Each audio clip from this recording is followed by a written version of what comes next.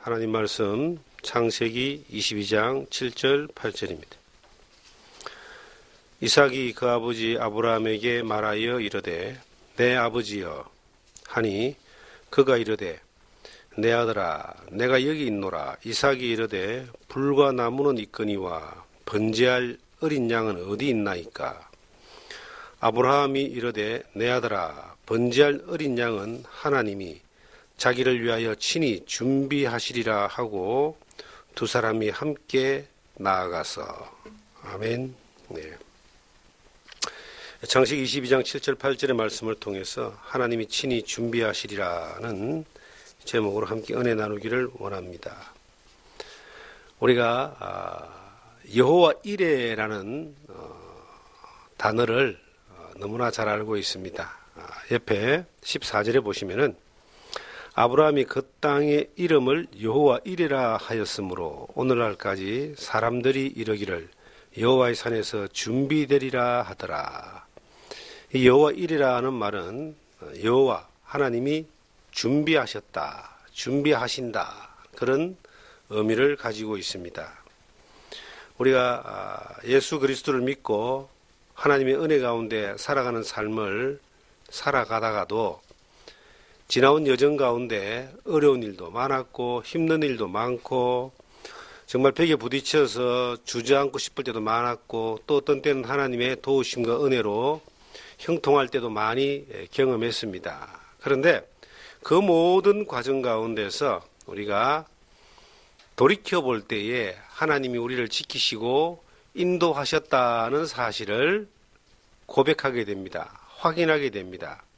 그리고 하나님이 우리의 삶을 통해서 지금 겪고 있는 어려움이나 힘든 일들마저도 하나님이 함께 하심 가운데 인도하심이 있고 또 예비하심이 있어서 하나님의 약속 가운데서 우리가 형통함을 또 복을 누릴 것을 믿음으로 믿고 그렇게 기대하면서 살아가고 있습니다.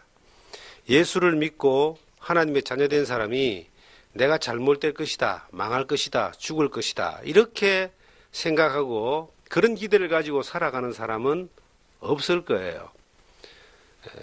영생의 약속을 받고 천국을 가는 것뿐만 아니라 이 땅에 살면서도 내가 믿는 하나님이 나를 지켜주시고 인도하시고 함께 하시고 도와주셔서 복된 삶으로 이끌어 주시리라는 그러한 믿음을 가지고 있고 또 그런 기대를 가지면서 하나님을 믿는 믿음으로 살아가고 있을 겁니다.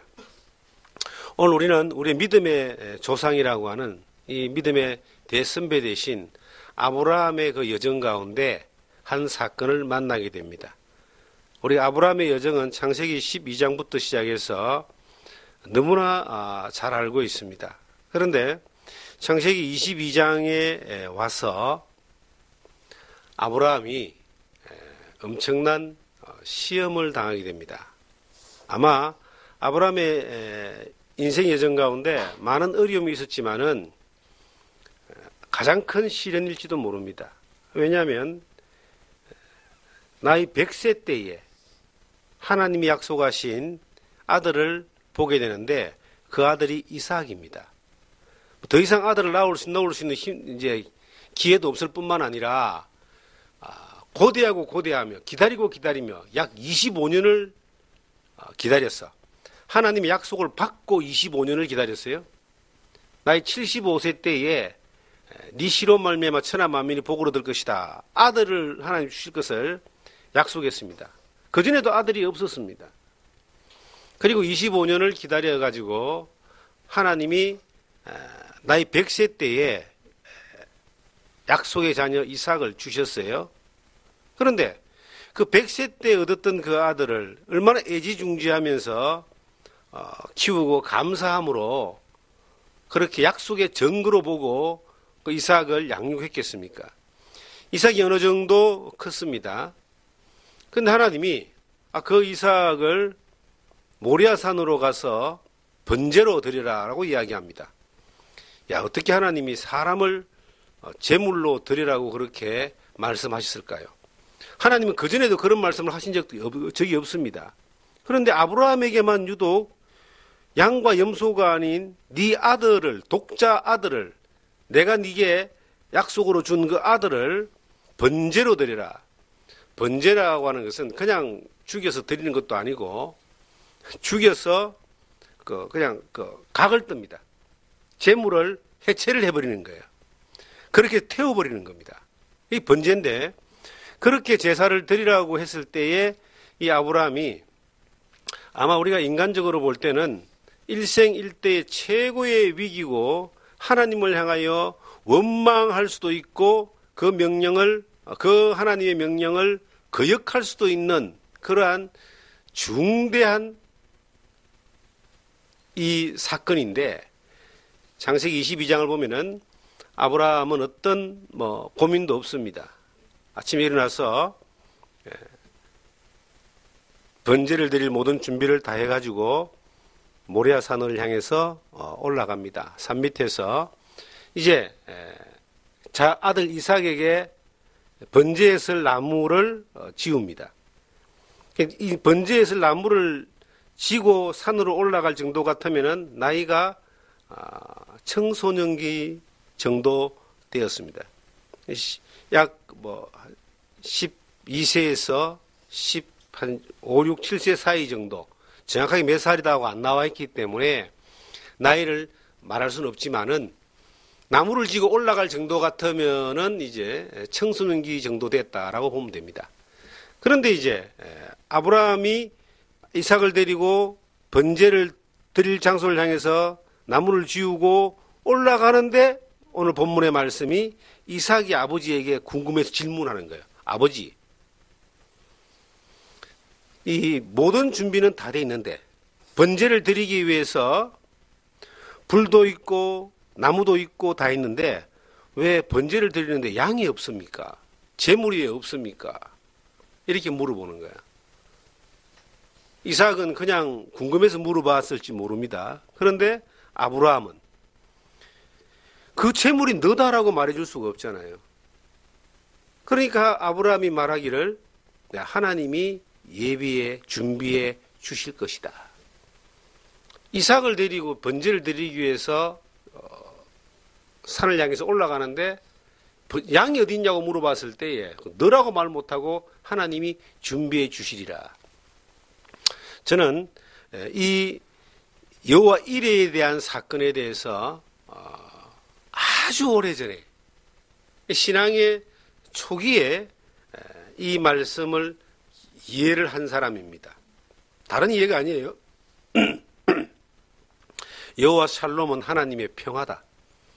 여호와 라파는 하나님 우리를 치유하신다. 여호와 이레는 하나님이 예비하신다.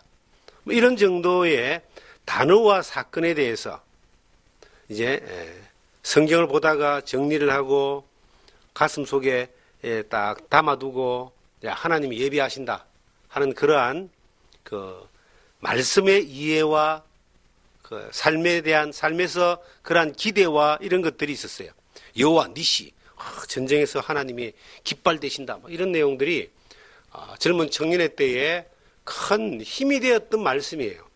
그리고 이 사건은 창세기 22장 이 사건은 너무나 유명한 사건이기 때문에 사건이나 내용이나 줄거리나 이러한 내용들에 대해서 우리가 익히 알고 있습니다. 그런데 우리의 삶에 있어서 이 우리의 믿음의 대선배 되신 조상이라는 아브라함이 겪는 여호와 이레라고 하는 하나님이 예비해 주시리라는 사건과 예비해 주셨다 하는 그 고백까지의 이 경험들이 우리의 삶 가운데 얼마나 많이 나타나고 경험되어지느냐라고 하는 것이 오늘날 우리가 한번 되짚어 보면서 우리가 나아갈 바들을 확인할 필요가 있습니다. 우리가 믿는 하나님은 아브라함이 믿는 하나님하고 똑같은 하나님입니다. 우리가 믿는 하나님은 아브라함을 인도했던 그 하나님이십니다. 그래서 하나님은 아브라함과 이삭과 야곱의 하나님이다. 그리고 우리의 하나님이고 나의 하나님이고 아브라함의 하나님이고 이삭의 하나님이었던 것처럼 나의 하나님이고 내 아들이 하나님이고 여러분들이 하나님이고 그 하나님은 여전히 살아계시는데 우리가 살아가는 삶의 여정 가운데 정말 해답이 없는 그러한 자리에 서 있었던 적이 얼마나 있었는가. 지금도 해답이 없는 그러한 벽에 부딪혀서 있지는 않을까. 내가 가고 있는 이 걸음들이 아무것도 안 보이는 그러한 걸음이 아니라 해결 방법을 찾지 못하는 그러한 걸음으로 가고 있지는 않을까. 아브라함이 걸어갔던 그 걸음 가운데 가장 무거웠던 인생의 걸음이 이삭에게 번제에 설 나무를 지우고 불을 들고 모레아산으로 올라갔던 그 걸음이었으리라고 저는 그렇게 생각합니다. 아브라함이 갈대아 우르를 떠나서 가나안 땅으로 갈 때는 앞이 보이지 않았지만 갈 바를 알지 못했지만은 약속하신 그 땅에 대한 기대감이 있었기 때문에 알지 못했지만 담대하게 걸어갔습니다. 아브라함이 가나안에 들어가서 애굽으로 한번 들어가는 경우가 있어요. 흉년이 들어가지고 창세기 12장에 보시면 흉년이 들어가지고 목숨을 부지하기 위해서 약속의 땅을 떠나서 애굽 땅으로 들어갈 때도 이삭을 데리고 나무를 지워서 모레아산으로 올라가는 것만큼 그렇게 절망적이지는 않았을 겁니다. 거기는 살 수 있다라고 하는 희망이 있었잖아요. 그런데 아브라함이 자기 아들 이삭을 데리고 백세에 뒀던 그 독자 아들을 데리고 번제를 드리기 위해 하나님의 말씀을 따라서 이 하나님의 말씀의 명령을 따라서 번제를 드리기 위하여 산으로 올라가는 그 걸음은 몇 시간 후에는 그 아들이 이제 제물이 되어져서 사라져 버리는데 그 걸음들을 생각할 때 얼마나 절망적이었을까요? 사람이 가까운 사람과 이 세상에서 생애 이별을 한다는 것만큼 그 상실감과 슬픔이 큰 게 없습니다. 특별히 우리가 살다 보면은 부모를 먼저 떠나보냅니다. 부모를 먼저 떠나보낼 때 그 슬픔과 상실감이 참 크죠. 그런데 크지만은 그것이 그렇게 떠나보내고 난 이후에 절망적이지 않습니다. 왜냐하면 나이가 먹으면 사람은 다 죽으니까. 그 다음에 나중에 살다 보면 배우자를 떠나보내게 됩니다. 한날 한시에 죽을 수 없으니까 어쨌든 둘 중에 한 명이 먼저 죽어요.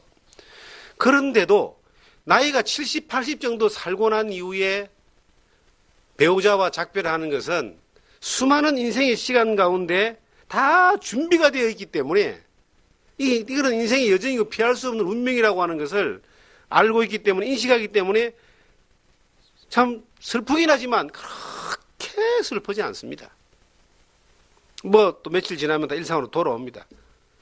그런데요, 자식을 떠나보내면 이거는 이제 슬픔이 꽤 오래 간다는 거예요. 가슴에 묻는다 그러잖아요. 부모는 땅에 묻고 자식은 가슴에 묻는다는 그런 말이 있습니다. 아마 상상도 못할 것 같아요. 저 같은 경우는 아마 상상도 못할 것 같아요. 그런데 그런 것을 경험해 본 사람들의 이야기를 들어보면은 정말 이 애가 끓는다는 말이에요. 이 속에 있는 그 간이 녹는단 말이에요. 사람이 막 스트레스 받고 너무 힘들면은 이게 간이 상하잖아요. 그런데 간이 녹을 정도로 이 이별에 대한 상실감이 큰 게 자식과의 이별이에요. 근데 아브라함 같은 경우 100세에 얻은 자식을 한 십몇 년 그 자녀로 인하여 큰 행복과 기쁨을 누리다가 약속의 자녀인데 네 씨로 말미암아 천하 만민이 복으로 될 것이다라고 했던 그 약속의 자녀인데 그걸 하나님이 달라고 하니까 인간적으로 봤을 때는 참 힘들었을 것 같아요. 성경에 그렇게 안 나와 있습니다만은 일반적으로 볼 때 그렇다는 거예요.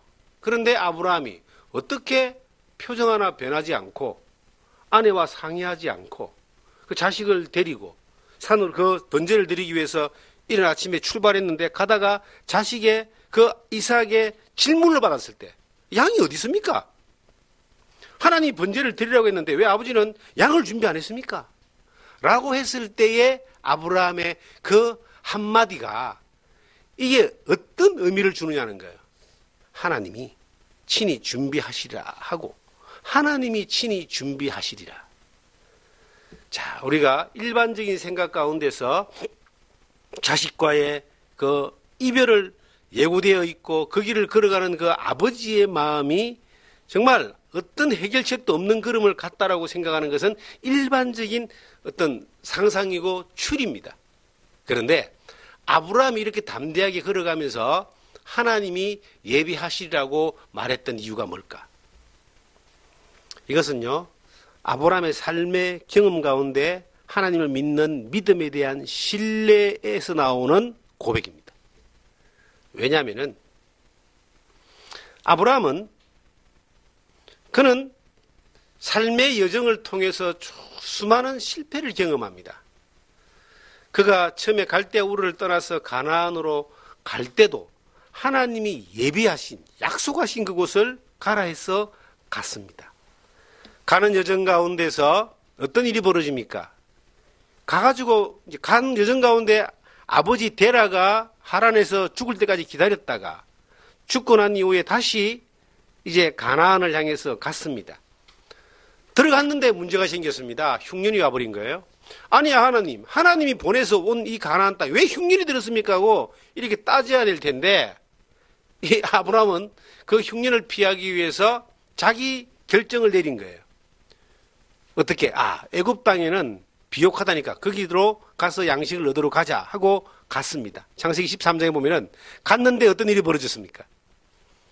애굽의 왕이 그 사라, 아브라함의 부인 사라를 보고 아름다움을 보고 반하여서 취하려고 하는 거예요. 만약에 아브라함의 자기 아내라고 들통당하면은 이제 죽여버리고 취할 수 있으니까 그 애굽의 바로에게 이 사람은 나의 아내가 아니고 누이라고 이야기합니다. 거짓말하잖아요. 아내를 빼앗겼는데 하나님이 이걸 막아주셔가지고 이 애굽에서 많은 재물을 가지고 다시 가나안으로 복귀하는 그러한 사건이 창세기 13장의 사건입니다. 그때 아브라함이 뭘 경험했을까요? 하나님을 의뢰하는 법을 몰랐습니다. 먹는 것 때문에 하나님의 말씀을 뒤로하고 자기 생각대로 애굽으로 갔던 사람인데, 그런데 그 엄청난 시련 가운데서도 하나님이 지켜주셨다 하는 것을 아브라함은 경험한 겁니다. 그리고 그 시련 또한 하나님이 예비하신 것이다 라고 하는 것을 아브라함은 경험하게 되는 겁니다. 그리고 많은 재물을 가지고 나와서 가나안 땅에 정착을 하게 되는데, 그다음에 창세기 14장에 어떤 일이 벌어집니까? 그 조카 롯하고 롯의 종과 아브라함의 종이 싸우는 사건이 벌어지나요? 창세기 13장에. 그러니까 어떤 일이 벌어지냐면 아브라함이 싸우는 것도 힘든데 우리 다 한 골육인데 우리 헤어지자. 땅은 넓지 않느냐. 하나님이 이 가나안 땅을 주셨지만 네가 먼저 한번 선택해봐라. 네가 좌하면 내가 우하고 네가 우하면 내가 좌할게. 롯이 딱 보니까 저쪽 소돔 고모라 쪽에 이 땅은 너무나 비옥하거든요. 그쪽을 선택하게 되고 아브라함은 황량하고 척박한 땅, 하나님이 약속했다는 그 가나안 땅, 헤브론 땅이라고 나오는데요. 그곳에 머물 때 하나님이 아브라함을 만나 주셔가지고 네가 선 곳 좌우를 다 봐라. 눈 보이는 모든 것을 너와 네 자손에게 주겠다라고 약속을 합니다. 그러니까 아브라함이 뭘 경험합니까? 내가 어떤 상황에 부딪혔을 때에 이것까지도 하나님이 예비하신 거구나. 흉년이 들고 애굽에 들어가는 것도, 애굽에서 하나님이 아브라함을 보호한 것도 내가 하나님이 예비하신 것이구나라는 걸 경험하게 되는 겁니다. 조카 롯하고 다투어 싸워가지고 헤어지게 되는데 이것도 하나님이 예비해 두신 사건이구나. 이 아브라함은 계속해서 그러한 하나님이 약속하시고 예비하신 것을 따라서 가면은 하나님의 약속이, 역사가 이루어진다라고 하는 것을 아브라함이 그 삶 가운데서 충분하게 경험을 하게 되는 겁니다. 경험을 하니까 자기가 믿는 하나님에 대한, 그를 부르신 하나님에 대한 신뢰가 점점 커져가겠죠. 아브라함이 하나님을 신뢰하지 못하는 것 때문에 일어났던 사건이 성경에 몇 가지가 있는데 그 가운데 중요한 사건 하나가 사라가 아이를 못 낳습니다. 그러니까 고민하다가 사라가 자기의 몸종인 하갈을 아브라함에게 들여보내가지고 첩으로 삼게 만드는 거예요. 아브라함이 하나님을 믿어서 그 하갈을 첩으로 받지 않고 끝까지 사라를 통해서 자녀가 태어날 것을 믿고 기다렸다면 참 좋았을 겁니다. 왜냐하면 인류 역사가 지금처럼 이렇게 복잡하지 않았을 수도 있습니다.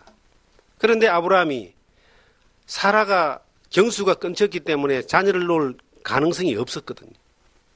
그래서 젊은 하갈, 애굽 여인 하갈을 종 하갈을 취함으로 말미암아 이스마엘이라고 하는 자녀가 태어납니다. 이삭과 이스마엘의 전쟁이 지금 아랍과 유대 이스라엘의 전쟁으로 지금까지 역사 가운데 이어지고 있습니다. 아브라함 이후에 4,000년 동안 그 두 민족이 다투고 싸우면서 중동 지방의 그 피해 역사를 정언하고 있습니다. 지금도 그것은 이어지고 있습니다. 아브라함이 하나님의 약속을 예비하신 것을 믿지 않고 육신을 따라 선택한 것 때문에 낳은 자녀를 갈라디아서는 육신의 자녀라고 그렇게 딱 결정을 내리고 있습니다. 육신의 자녀. 이삭은 약속의 자녀. 여러분, 아브라함이 하나님이 예비하신 길을 갈 때는 실패와 절망 가운데서도 하나님이 예비하시는 것을 경험하게 됩니다. 그런데 하나님의 말씀을 예비하신 약속을 거역했을 때는 그 대가가 또한 엄청나다는 것을 삶을 통해서 그 경험하게 되는 겁니다. 그래서 아브라함은 그 삶을 통해서 무엇을 고백하느냐면은 내가 이해되지 않아도 하나님이 말씀하셨다면 그 모든 사항은 하나님이 예비하시리라. 하나님이 준비하시고 하나님이 역사하신다라고 하는 믿음의 확신이 있었어요. 그것이 아브라함의 삶의 여정 가운데 하나님의 약속을 이루는 그 약속의 조상이라는 믿음의 조상이라는 약속이 이루어짐을 정언하는 믿음의 조상이라고 하는 그러한 칭호를 우리가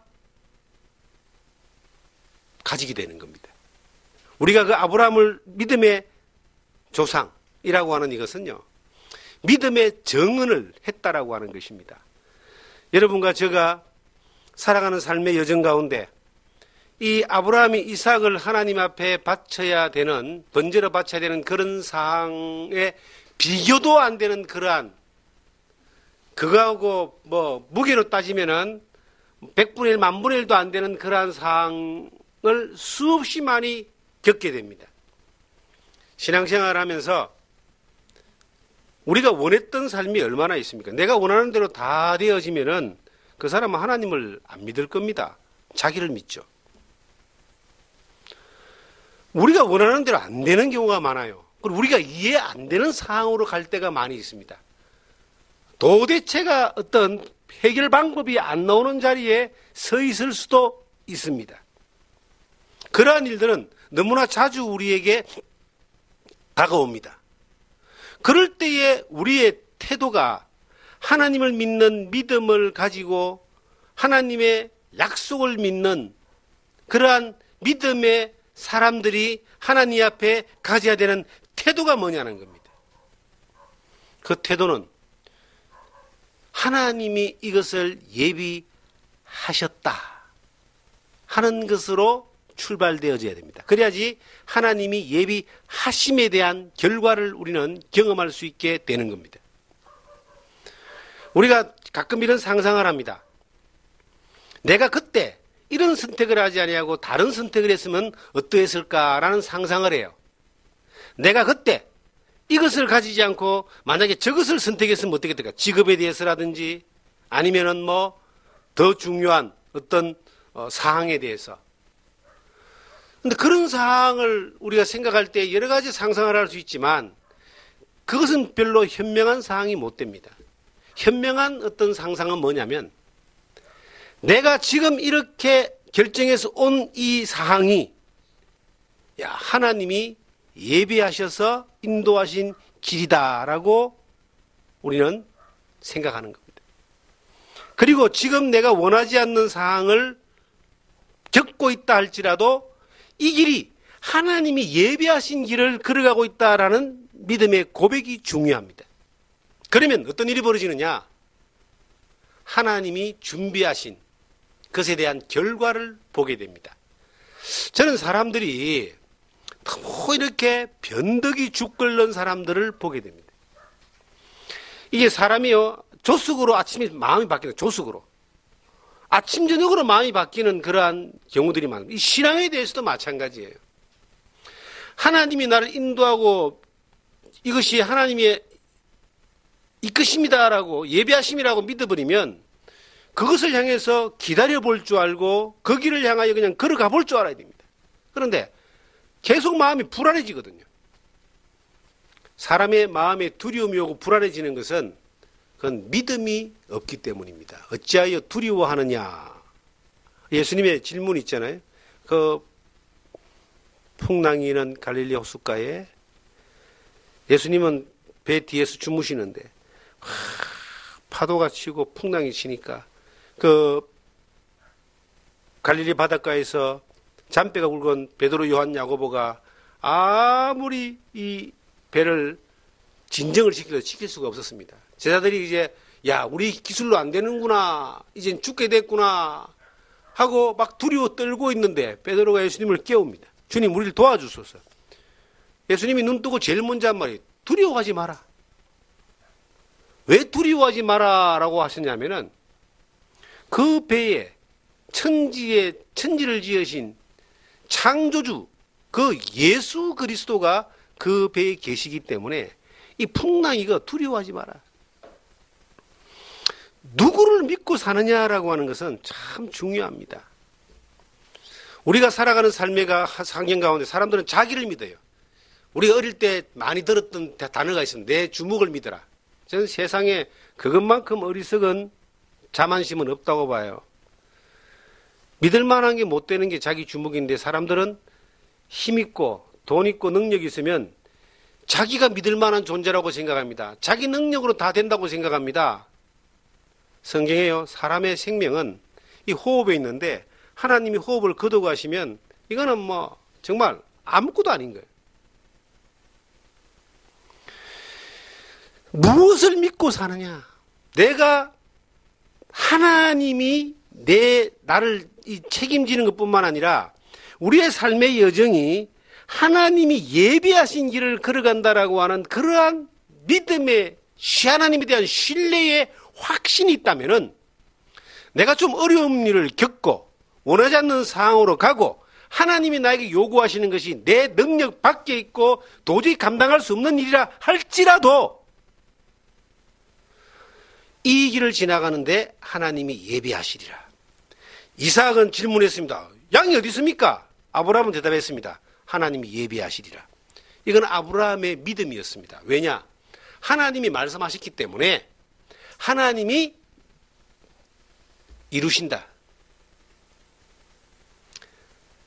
만약에 하나님이 이삭을 제물로 드리라고 한다면 그 다음도 하나님이 알고 계실 것이다. 뭐 살리시든지 다른 어떤 계획이 하나님이 있지 내 편은 없으니까 그냥 간다 이거예요. 그래서 아브라함의 걸음은 두려움이 없었습니다. 그 가나안 모리아산을 향해서 올라갈 때 두렵지 않았습니다. 두 번째요, 인간적인 생각을 하지 않았습니다. 세 번째는요, 다른 사람하고 의논하지 않았습니다.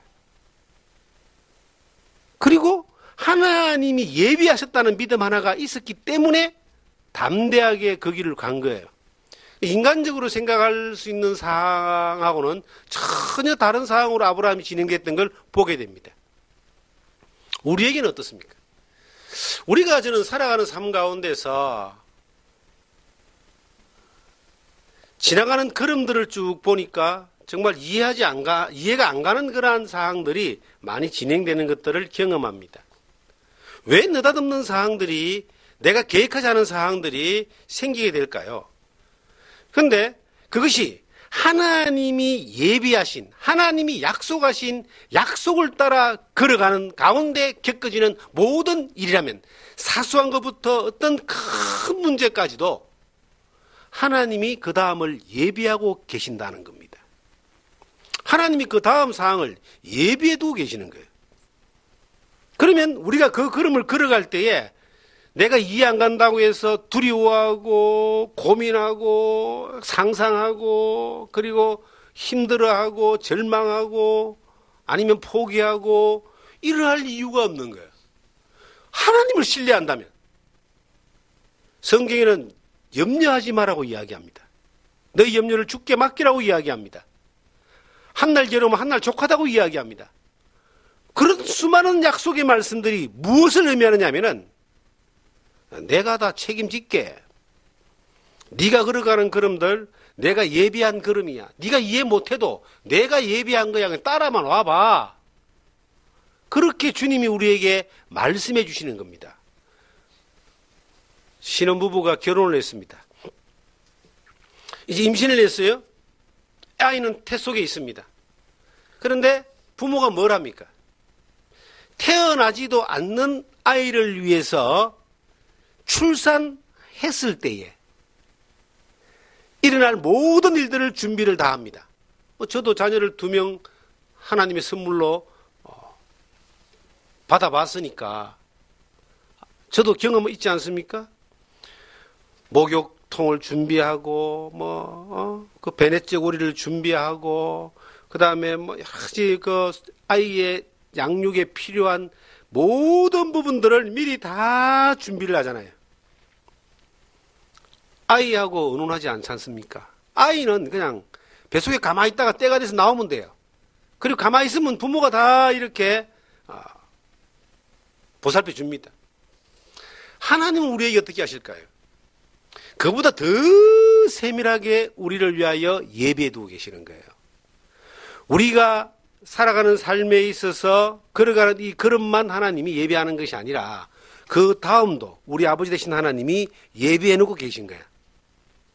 다만 우리에게 하나님이 우리를 인도하시고 약속하신 대로 이루신다라고 하는 것에 대한 하나님에 대한 약속에 대한 우리의 신뢰가 믿음의 걸음이 어떤 걸음을 향해서 가느냐에 따라서 어떤 결과가 올까요? 예비하신 것을 받는 결과가 오고 예비하신 것을 못 받는 결과가 오는 겁니다. 아브라함이 이제 이삭을 데리고 모리아산으로 갔습니다. 그 모리아산은 지금의 예루살렘입니다. 이제 나무를 딱 이렇게 번제를 드리기 위해서 나무를 다 정돈을 해가 놓고 마지막에 아브라함이 한 일은 이삭을 잡은 겁니다. 이삭을 그 번제를 드리기 위하여 탁 잡아서 번제단 위에 올려놨는데 칼을 들고 이제 번제를 드리기 위해서 제물을 드리는데 하나님의 음성이 들려옵니다.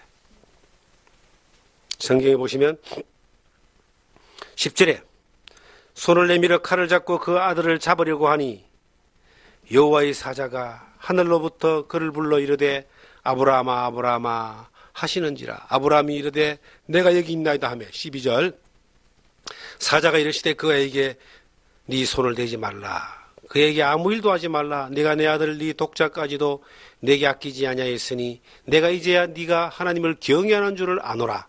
아브라함이 눈을 들어 살펴본 적 한 숫양이 뒤에 있는데 뿌리 수풀에 걸려 있는지라. 아브라함이 가서 그 숫양을 가져다가 아들을 대신하여 번제를 드렸더니 하나님이 아무런 의심 없이 이 독자 이삭을 잡으려고 했을 때에 아브라함에게 그 순간 멈추게 하고 이제야 네가 나를 경외하는 줄 알았다. 그리고 순양을 예비하셔서 번제를 드리게 합니다.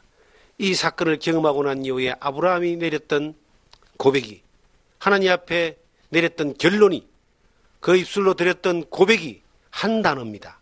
14절에 아브라함이 그 땅 이름을 여호와 이레라 하였으므로 오늘날까지 사람들에게 이르거늘 여호와의 산에서 준비되리라 하더라.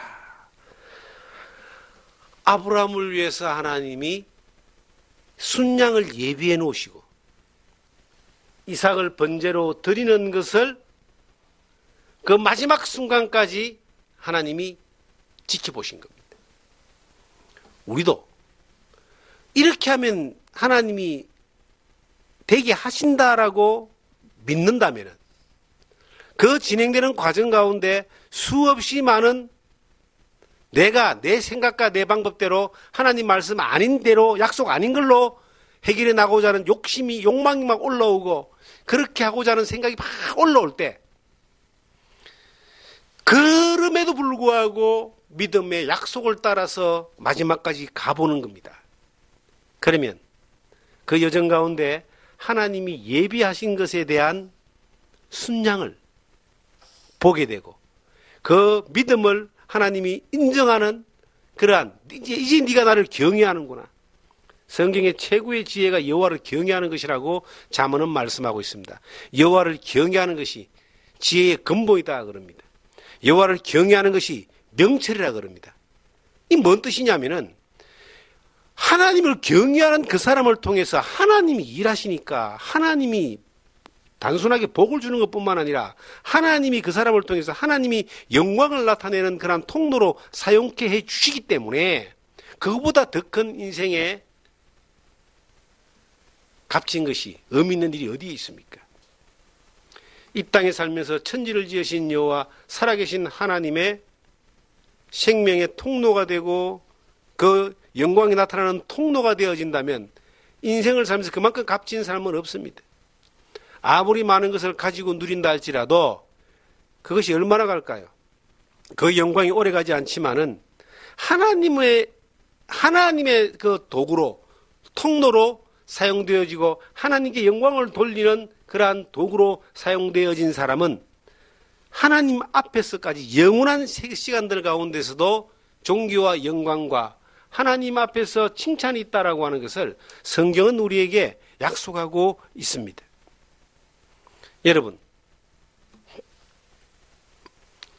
여러분들은 다 자녀를 키우고 있습니다. 농부들은 또 1년 농사를 위해서 지금 봄에 밭을 막 갈고 그럽니다. 그러면 이게 농부들도 밭을 갈면은 가을에 수확하기 위하여 그 땀방울을 흘리면서 계속 일을 합니다. 왜? 그 수확을 위하여 일하는 것이 약속을 믿고 일하는 거예요. 이렇게 농사를 지으면 가을에 이런 수확이 온다라고 하는 것을 경험상 그들이 가지고 있거든. 그래서 당장의 열매가 안 보여도 뭐 풀도 메고 물도 주고 막 그런 수고를 계속 하는 거예요. 우리를 향하신 하나님의 계획도 마찬가지입니다. 우리를 통해서 하나님이 계속 일하시면서 약속을 하시는 거야. 그리고 열매를 거두기를 원하십니다. 우리도 그 하나님의 원리를 따라서 우리에게 약속하신 하나님의 말씀을 믿고 그 약속이 하나님이 예비하신 가운데서 여호와 이레 준비하셨다라고 하는 것에 대한 고백으로 감사로 받아들이기까지 뭐가 필요하냐? 그 하나님이 예비하신 그 길을 따라서 선택하여 갈 수 있는 지혜입니다. 아브라함이 그 아들 이삭을 모리아산에 데리고 갈 때까지 하나님은 나타나지 않았습니다. 그런데 안 보고 있은 게 다 보고 계신 거예요. 번제의 나무를 깔고 잡으려고 할 때 그 칼을 들고 잡으려고 하는 그 순간까지 하나님이 지켜보고 있었어요. 예비하시고 있다는 거예요.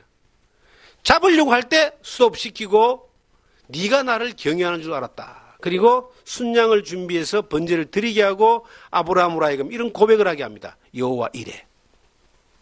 우리의 입술에서 하나님이 예비하셨다, 하나님이 하셨다라고 고백할 수 있기 위해서는 우리의 어떤 사건이 필요하냐면은 하나님이 우리에게 약속하신 대로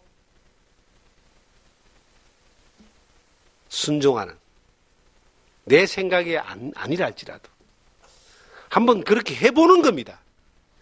하나님을 향하여 이삭을, 가장 소중한 이삭을 잡으라는 데까지도 한번 가보는 겁니다. 마지막 순간에 가보는 거예요. 하나님이 어떻게 하시는가. 그분이 나의 삶의 여정 가운데 수많은 사건 가운데서 예비하시고 인도하셨다는 것에 대한 확실한 경험들이 많을수록 지금 내가 걸어가는 그런 가운데서 겪는 모든 일들에 대해서도 믿음으로 예비하심을 믿고 갈 수 있는 담대함이 그 가운데 오는 겁니다. 삶이 우리가 두렵지 않습니다. 왜냐? 하나님이 함께 하시면. 그가 예비하셨다라고 하는 것이 믿어진다면 우리가 어려운 일이 있어도 두렵지 않습니다. 절망하지 않습니다. 하나님 예비하신 건데 이거마저도 하나님 예비하셨다고 믿기 때문에 창세기 1장부터 50장이 어떤 면에서는 성경 66권 전체를 우리 가운데 예언하는 예언서와 같습니다.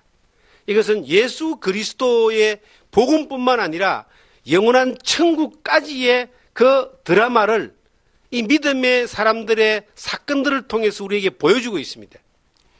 특별히 요셉이라고 하는 사람을 한번 보겠습니다. 요셉이라는 사람 잘 알잖아요, 우리가. 요셉은 야곱의 11번째 아들로 태어나서 배다른 형들의 시기를 당해가지고 죽을 뻔하다가 미디안 상인에게 팔려갑니다. 거기에서 또 애굽의 보디발의 집에 노예로 팔렸습니다. 거기에서 다시 애굽의 감옥으로 들어갔습니다. 극적으로 그가 애굽의 총리가 되었습니다. 이 엄청난 흉년이 와가지고 가나안이 거의 굶어 죽게 됐을 때 그의 형들이 곡식으로 들어오게 되고 그의 아버지까지 들어와서 살게 됩니다. 우리가 잘 알고 있는 사건이죠. 이제 그 아버지 야곱이 죽었습니다. 야곱의 아들들 가운데서 이 요셉을 죽이려고 하다가 노예 상인에게 팔아버린 그 형들이 아버지가 죽었으니까 이 요셉이 애굽의 총리인 요셉이 자기들에게 복수를 할 거라고 마음을 먹고 두려워 떨면서 밤잠을 이루지 못합니다. 그때 요셉이 한 말이 있습니다. 창세기 45장을 보시면은 여호와 이레를 경험해 본 사람과 경험해 보지 못하고 사는 사람들의 차이가 어디서 나오느냐. 창세기 45장 5절을 보시면 당신들이 나를 이곳에 팔았다고 해서 근심하지 마소서, 한탄하지 마소서. 하나님이 생명을 구원하시려고 나를 당신들보다 먼저 보내셨나이다. 이게 얼마나 엄청난 말인 줄 압니까? 당신들이 나를 팔아가지고 내가 노예 상인한테 팔려서 애굽에서 노예 생활하고 그것도 모자라서 애굽의 감옥에서 죄수로 살았어. 죽을 뻔한 고비를 여러 번 겪었지만 내가 애굽의 총리가 된 것이 내가 잘나서 된 것이 아닙니다. 여러분들을 구원하기 위해서 이스라엘을 구원하기 위해서 하나님 약속을 이루기 위해서 하나님이 나를 먼저 그곳에 보냈는데 그곳에 가게 하기 위한 도구로 하나님이 여러분들을 선택하셨다. 그러니까 두려워하지 마라. 하나님이 우리를 구원하기 위해서 당신들보다 먼저 그러한 노예로 같은 그런 방법으로 보내신 것이지 이 당신들이 한 게 아니다. 저는 이 말씀을 볼 때에 정말 하나님 앞에 너무나 많은 것들을 내려놓았던 기억이 있습니다. 왜냐하면 살아가는 삶의 여정 가운데서 신앙의 여정 가운데 너무나 많은 어려운 억울한 힘겨운 일들이 많이 있었다는 겁니다. 근데 그것을 사람을 원망하고 환경을 원망하고 그 어떤 관계를 원망하면은 이것은 해답이 안 나오는 거예요. 그런데 이 모든 것들에 대한 해답은 뭐냐면은 하나님이 그것마저도 예비하신 것이다. 하나님이 그러한 것을 예비하셨기 때문에 지금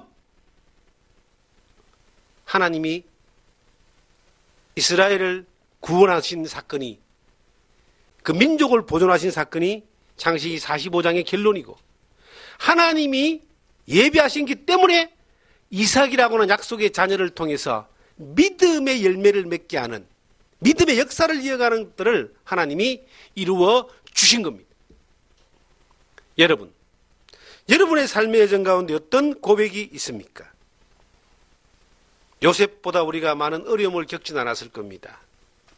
지금 또한 누리고 있는 기쁨이, 누리고 있는 이 복된 환경이 또한 어떻게 여러분들은 해석하십니까?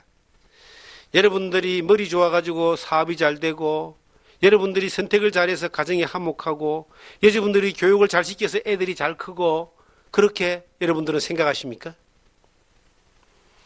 전혀 그렇지 않습니다. 하나님이 예비하시고 인도하셔서 하나님의 은혜 가운데 지금 우리가 누리는 모든 복을 지금 우리가 누리고 있습니다. 형통함을 누리고 있습니다. 여호와께서 예비하셨다. 우리가 자녀를 양육한다는 것은 참 긴 시간이 필요합니다. 그리고 자녀 양육에 대해서는 정말 인내도 필요하지만 기술도 필요합니다. 그런데 자녀 양육에 대한 최고의 기술이 뭐냐? 여호와 이레입니다. 하나님이 예비하신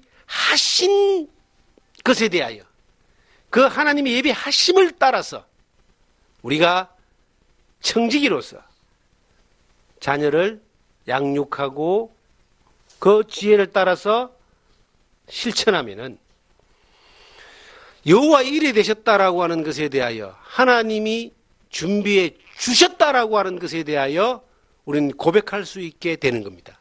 그런데 내가 살아가는 삶의 여정에서 하나님이 예비해 주시리라라고 하는 그 믿음이 우리 가운데 없다면, 믿음을 따라 가지 않으면서 하나님이 예비를 주시리라, 그거는 말뿐인 거고요. 믿음을 따라 가면서 내가 앞이 보이지 않고 절망이고 어떤 해결책이 없는 상황에 간다 할지라도 하나님이 예비해 주시리라, 하나님이 인도해 주시리라, 하나님 약속하셨으니까 반드시 하나님이 준비해 주시리라고 그렇게 믿고 걸어간다면 우리는 머지않아 하나님이 예비해 주셨다, 여호와 이레라고 하는 하나님께 영광을 돌리는 그러한 고백을 하는 시간들을 경험하게 될 겁니다. 우리가 사는 삶의 여정 가운데서 하나님이, 그 살아계신 하나님이 나와 함께 하시는 것뿐만 아니라 그분이 약속하신 것이 예비되어지고 여호와 이레라고 하는 그러한 고백을 내가 하는 경험이 없었다면 그 사람은 하나님을 믿는 사람이 아닙니다. 살아계신 하나님을 믿는 사람이 아닙니다. 그가 하나님을 믿기는 믿지만 살아계신 살아가는 삶 가운데서 하나님을 믿고 의지하고 인도를 받고 능력을 경험하며 살아가는 삶이 아닌 것입니다. 우리는 매 순간 성경의 시편 150편에 보시면 1절에 보시면 호흡 있는 자마다 여호와를 찬양하라는 말씀이 있습니다. 이 말은 뭐냐면은 매 순간 숨쉬는 모든 순간 가운데서도 하나님을 잊지 마라. 하나님을 인정하라. 여호와를 인정하라. 그 길은 네 길을 지도하시리라. 이 인정하라는 것이 호흡하는 매 순간 1초에 한 번 정도 우리가 호흡한다고 생각을 하면은, 더 자주 합니다만은 1초에 한 번으로 본다면은 매 순간순간 그 여호와 이레 되신 하나님의 그 손길 가운데, 눈길 가운데 우리는 그 삶을 통하여 그분을 인정하고 감사하고 찬양하고 능력을 경험하는 그러한 자리에 여러분과 제가 머물러 서 있기를 하나님이 우리 가운데 말씀하고 있습니다. 저는 이 여호와 이레라고 하는 이 단어를 단어로 외우고 혹은 그 말씀의 그 말의 의미를 마음에 새기고 하나님이 그렇게 인도해 주시리라, 예비해 주시리라는 그러한 막연한 믿음 가운데서 살아왔던 시간들도 꽤 오래 있었지만 아무 사건도 일어나지 않는 잠잠한 가운데서는 별로 뭐 답답할 것도 없고 급할 것도 없으니까 하나님의 도움과 인도하심에 대하여 느끼지 못하고 살았습니다. 그런데 주님을 믿는 믿음 가운데 약속을 따라서 살아가 보려고 하다 보니까, 살아가는 삶 가운데 가다 보니까 늘 갈림길에 있는 거예요. 하나님이 약속하신 그 말씀을 따라서 선택해서 갈 것인가? 아니면 내가 육신이 원하는 대로 갈 것인가? 신명기 32장에 나오는 말씀처럼 생명의 길과 사망의 길을 네 앞에 둔다 그랬는데, 이 생명의 길과 사망의 길이 천국 가고 지옥 가는 길로만 끝나는 것이 아니라 천국 가는 길을, 천성을 향해서 가는 믿음의 길을 선택한 삶을 가는 그 여정 가운데 수없이 많은 넓은 길과 좁은 길이, 수없이 많은 이 생명의 길과 사망의 길이, 수없이 많은 믿음의 길과 육신의 길이 늘 기다리고 있는 겁니다. 그럴 때에 우리가 생명의 길, 믿음의 길, 하나님이 예비하신 그 길을 선택하여 갔을 때에 그 다음에 뭘 경험하느냐? 고생도 실컷 하지만 그 길을 선택하고 고생하는 사람이 없어요. 그런데 그 고생이라는 그 과정마저도 하나님이 예비하신 길이 되는 겁니다. 그리고 삶의 여정 가운데 수많은 시간들, 사건 가운데서 여호와 이레, 하나님이 정말 예비하셨다라고 하는 고백을 할 수 있는 겁니다. 저는 지금 새로운 또 우리가 새로운 출발지에 서 있습니다. 많은 여정 가운데서 지나오면서 여기까지 왔습니다. 계산하고 혹은 예비하고 준비한 것이 아닙니다. 인간적으로. 그런데 하다 보니까 이렇게 왔습니다. 근데 이걸 하다 보니까 왔다라고 말하지만 어떤 면에서는 이렇게 이야기합니다. 하나님이 인도하셨다. 하나님이 예비하셨다. 하나님이 인도하시고 그 하나님이 예비하신 걸음을 걸어갈 때에 지금 우리가 걸어가는 이 걸음이 조금 어려울 수 있고 힘들 수 있고 복잡할 수 있고 또 피곤할 수 있습니다. 앞이 안 보일 수도 있습니다.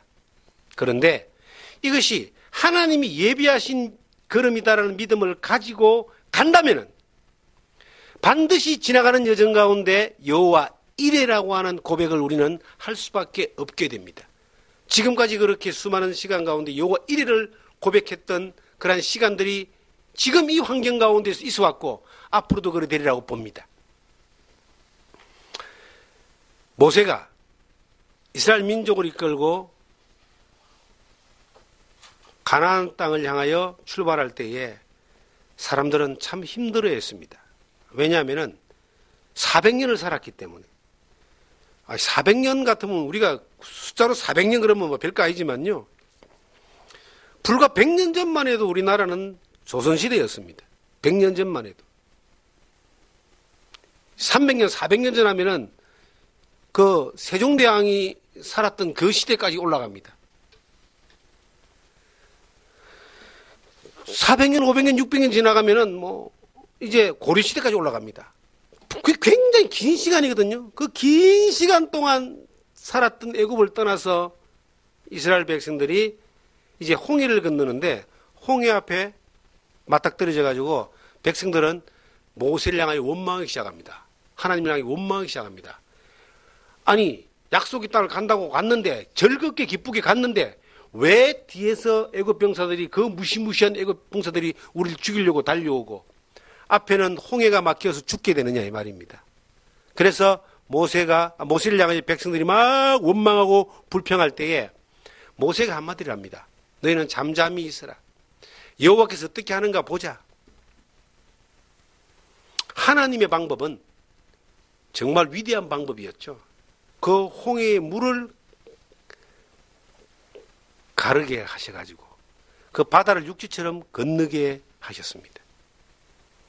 우리가 생각하지 못하고 상상하지 못했던 방법들이 하나님이 가지고 있는 방법으로 역사하는 것들을 우리는 성경의 교훈을 통해서 수없이 많이 간접적으로 경험하며 우리의 믿음을 세워나왔습니다. 그렇게 성경에 기록되어 있던 믿음의 역사, 하나님의 예비하심을 이루시는, 약속을 이루시는 그 역사가 성경을 통해서 우리가 배우며 경험하며 간접적으로 우리의 믿음의 방향을 잡았던 것이, 이제는 우리가 실질적인 삶을 통해서 우리의 삶의 현장에서 지금 이 삶의 환경 가운데서 이것이 경험되어져야 되는 겁니다. 그러기 위해서는 이러한 환경 가운데서 믿음을 따라서 선택해가는 그러한 결단이 필요하고, 믿음을 따라서 우리가 나아가는 그러한 선택이 필요한 겁니다. 그렇게 했을 때에 여호와 이레, 하나님이 예비하셨더라, 하나님이 예비해 주시리라를 넘어서 하나님이 예비하셨더라 라고 하는 고백을 우리의 입술을 통해서 하게 되고, 하나님이 영광 받으시고 또 그 영광이 하나님을, 여호와를 아는 그 영광이 더 크게 옆으로 번져나가는 은혜들을 경험하게 될 겁니다. 이 성경은 전체적으로 하나님이 예비하시고 이루시고 그리고 또 이루신 것들을 증언하는 겁니다. 성경에 기록된 최고의 여호와 이레는 아담이 범죄하고 난 이후에 하나님이 예수 그리스도를 준비하신 겁니다. 구원자 메시아를 준비하셨습니다. 구약 성경은 전체적으로 예수님이 오실 것을 예비하신 거예요. 약속하신 거예요. 그 약속을 예수님이 골고다 십자가 위에서 다 이루셨습니다. 그리고 다시 오시겠다고 또 약속하셨습니다. 우리는 이미 오신 예수 그리스도를 구주로 믿고 죄사함 받아 구원받고 영생을 얻어서 하나님을 믿는 믿음 가운데 지금 살아갑니다. 이 믿음 가운데 살아가는 모든 삶의 말씀들도, 약속들도 성경에 우리에게 다 해주고 있습니다. 성령은 또한 우리를 인도하시면서 약속 가운데에서 믿음으로 갈 수 있도록 이끌어 주십니다. 장차 예수님이 재림하실 때에 요한계시록 21장 1절 이하의 새하늘과 새 땅이 우리에게 임하게 됩니다. 요한복음 14장 2절 3절에 예수님이 처소를 예비하러 간다 그랬어요. 예비되신 그 처소가 어느 날 우리에게 임하게 될 겁니다. 영원한 천국. 그날 그곳에서 우리가 앞서간 성도들을 보게 되고, 이 성경에 기록된 많은 믿음의 선진들을 보게 되고, 무엇보다 우리 주님을 만나게 되고, 베드로, 요한, 바울 같은 믿음의 정말 사도들도 우리가 보게 될 겁니다. 또 그리운 많은 사람들을 보게 될 겁니다. 그 약속을 한 번도 의심해 본 적이 없습니다. 주님 안에 살아가면서. 그래서 믿음 안에 살다가 하나님의 품에 핏물어 간 사람에 대해서 우리가 다시 만날 것에 대한 희망이 있잖아요. 그런데 그것만 예비된 것이 아니라 지옥도 예비되어 있어요. 진리를 알지 못하는 사람들이 반드시 심판받고 지옥 갑니다. 정말 그 사람들이, 내 아는 사람, 내 친지들, 내 가족들은 그곳에 안 가게 하기 위하여 우리는 끊임없이 기도하고 전도하고 기회가 있을 때마다 그들에게 하나님의 이 복음을 전하는 일을 쉴 수 없습니다. 왜냐하면 그게 사실이기 때문에. 그것만이 사실이 아닙니다. 우리가 하나님의 이 진리의 말씀을 믿는 믿음 가운데서 우리는 항상 선택을 할 수밖에 없습니다. 어떤 환경이든 간에 하나님이 예비하신 환경 가운데 믿음을 선택할 때에 예비하신 것에 대한 결과를 얻을 수가 있습니다. 저희들이 가족 모임을 합니다. 저희 친가 쪽으로 1년에 2번. 이제 우리 앞선 세대들이 이제 수천하신 그 날을 좀 이래 정리를 해가지고 2번씩 봄, 가을로 모입니다. 어저께 모임이 있었습니다. 갔습니다. 사람들은 다들 친지들이 모이고 하면은 먹고 즐기고 놀고 뭐 여행 다니고 이런 것들 서로 자랑하고 이런 것들로 이제 모임이 화기애애하게 가기를 원합니다. 근데 저희들이 모이면은 문화가 많이 바뀌어져 가 있습니다. 예배 중심으로 모입니다. 다들 뭐 하나님을 잘 믿고 예수를 잘 믿고 하는 분들이 아닙니다. 그렇지 않은 분들이 더 많습니다. 그렇지만 주어진 기회 가운데서 최대한 그 기회를 하나님 앞으로 사람들을 시선을 집중하게 만들고 이 소망, 천국, 영생, 구원, 예수 그리스도, 진리의 복음 앞으로 이끌어가기 위해서 선택을 하는 겁니다. 그리고 그 선택에 대해서 그렇게 갈 수 있도록 기도를 하는 겁니다. 하나님, 이 예수 안 믿는 집안이 언젠가 하나님께 영광 돌리는 예배의 공동체가 되고 천국에서 다 만날 수 있는 그러한 정말 복음 안에서 육신의 일가 친척을 넘어서 복음 안에서 한 공동체가 될 수 있는 그것이 되게 하기 위하여 하나님 인도해 주십시오. 그렇게 될 줄 믿습니다라고 30년 이상을 기도를 했습니다.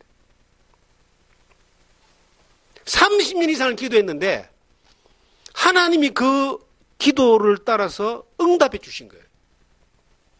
그 중간의 여정 가운데서 얼마나 많은 시간과 사건과 관계들이 지나갔겠습니까? 그런데 하나님이 주신 약속에 대한 믿음에 대하여 단 한 번도 후퇴하지 않았습니다. 저항이 있고 힘겨움이 있고 다툼이 있고 여러 가지 어떤 일들이 뭐 있을 수 있죠. 그런데 믿음으로 가는 사람이 믿음의 방향을 바꾸지 않고 30년을 지나오는 겁니다. 시간이 지나면 하나님이 승리하게 되어 있습니다. 여호와 이래 어려움도 힘겨움도 반대되는 것들도 하나님이 예비하신 과정이다. 그렇게 믿고 가는 거예요. 30년이 지나니까 어떤 일이 벌어졌는가? 우리 집안은 예배 공동체가 됐어요. 예배 어떤 모임이 시작하기 전에 식사하기 전에 항상 기도하고 전부 다. 그리고 어떤 모임이 시작될 때 예배부터 드립니다. 그래야 될 줄 알고 100% 동의 안 하는 사람도 와서 그렇게 합니다. 그리고 다들 너무 좋다 그래 이제. 복음을 전하고 하나님 말씀을 전하고 전체가 한두 명이 아니라 전체가 그런 분위기로 그런 곳으로 가더라는 이야기입니다. 우리 처갓집요? 난 그렇게 되리라고 믿습니다. 그것도 한 30년 이상 기도한 거 아닙니까? 되어진다고 믿고 그렇게 가는 거예요. 하나님이 예비하셨다면은 반대되고 어렵고 힘겨운 것도 하나님이 예비하신 과정이다.